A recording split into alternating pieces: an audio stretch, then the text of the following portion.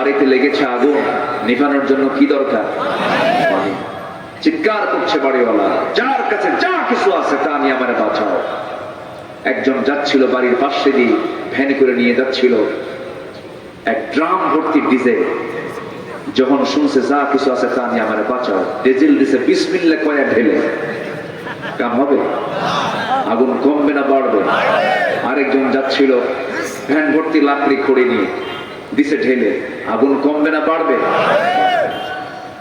আগুন নিভানোর জন্য petrol, diesel, octane যেমন, লাকড়ি খড়ি যেমন উপযুক্ত নয়, আগুন নিভানোর জন্য যেমন প্রয়োজন পানির, তেমনি সমাজ রাষ্ট্রের ভিতরে যে আগুন দাউ দাউ করে জ্বলছে, এই সমাজের আগুনকে বন্ধ করার জন্য একমাত্র বিধান হতেছে আল্লাহর বিধান, কোরআনে কারীম।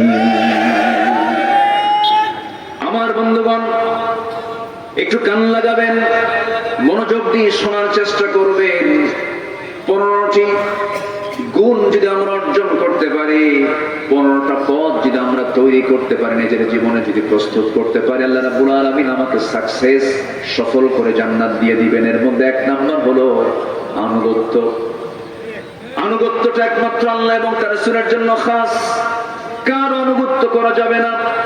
আল্লাহ রাব্বুল আলামিন বলেন আরেক জায়গায়, ওয়া মান ইউতি'ইল্লাহা ওয়া রাসূলাহু ফাকাদ ফাযা ফাওজান আযীমা। যে ব্যক্তি আল্লাহ এবং রাসূলের আনুগত্য করবে, সে মহা সাফল্যে সাফল্যবান হয়ে যাবে। তার কোনো টেনশন নাই, তার কোনো ভয় নাই।